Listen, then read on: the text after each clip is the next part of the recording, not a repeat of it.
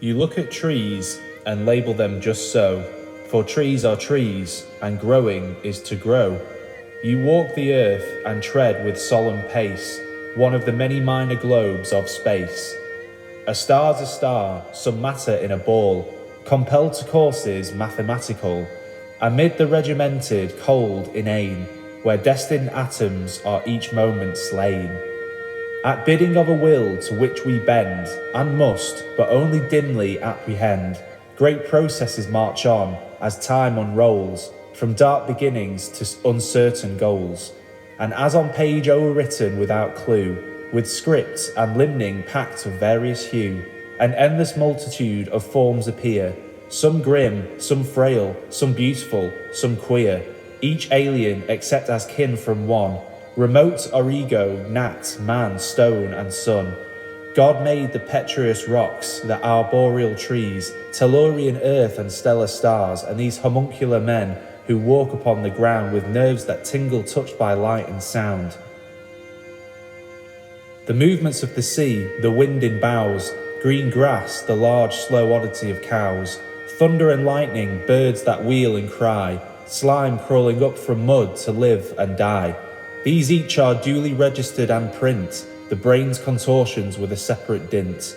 Yet trees are not trees until so named and seen, never were so named till those had been, whose speeches involuted breath unfurled, faint echo and dim picture of the world, but neither record nor a photograph, being divination, judgment, and a laugh, response of those that felt astir within by deep monition movements that were kin to life and death of trees, of beasts, of stars, free captives undermining shadowy bars, digging the foreknown from experience and panning the vein of spirit out of sense. Great powers they slowly brought out of themselves, and looking backward they beheld the elves, that wrought on cunning forges in the mind, and light and dark on secret looms entwined. He sees no stars who does not see them first, of living silver made that sudden burst, to flame like flowers beneath the ancient song, whose very echo after music long has since pursued. There is no firmament, only a void, unless a jewel tent, myth woven and elf patterned, and no earth, unless the mother's womb whence all have birth.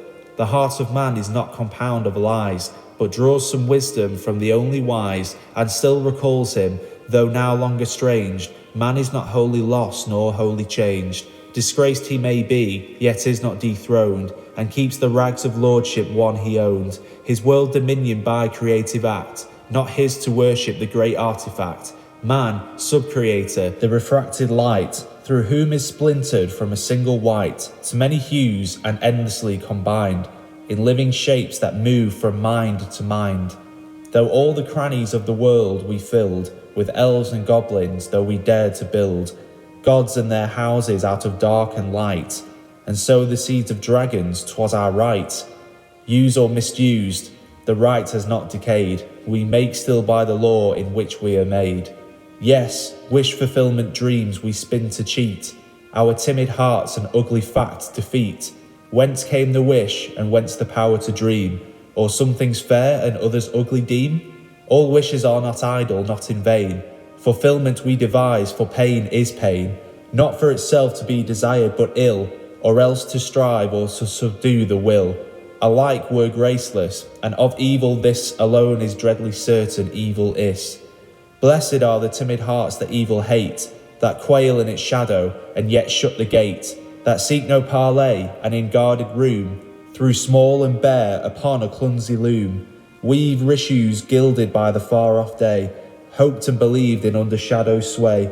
Blessed are the men of Noah's race that build their little ark, though frail and poorly filled, and steer through winds contrary towards a wraith, a rumour of a harbour guessed by faith.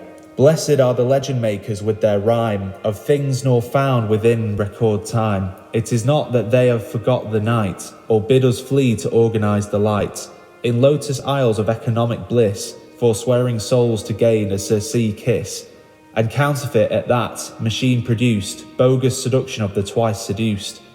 Such isles they saw afar, and ones more fair, and those that hear them yet may beware. They have seen death and ultimate defeat, and yet they would not in despair retreat, but off to victory have turned the lyre, and kindled hearts with legendary fire, illuminating now when dark hath been, with light of suns as yet by no man seen. I would that I might with the minstrels sing, and stir the unseen with a throbbing string. I would be with the mariners of the deep, that cut their slender planks on mountains steep, and voyage upon a vague and wandering quest, for some have passed beyond the fabled west.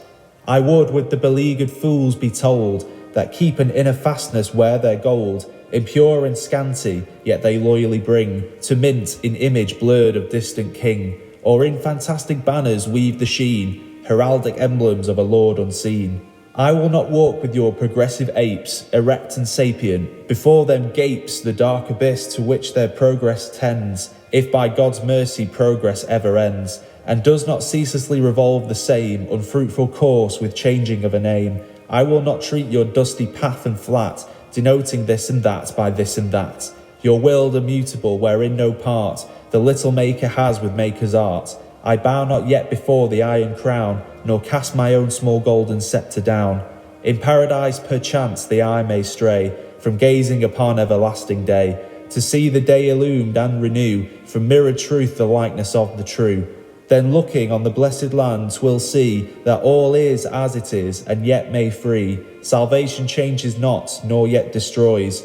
Garden not gardener, children not their toys.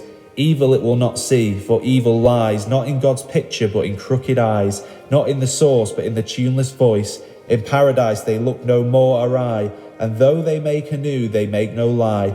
Be sure they still will make, not been dead, and poets shall have flames upon their heads, and harps whereon their faultless fingers fall, there each shall choose forever from the all.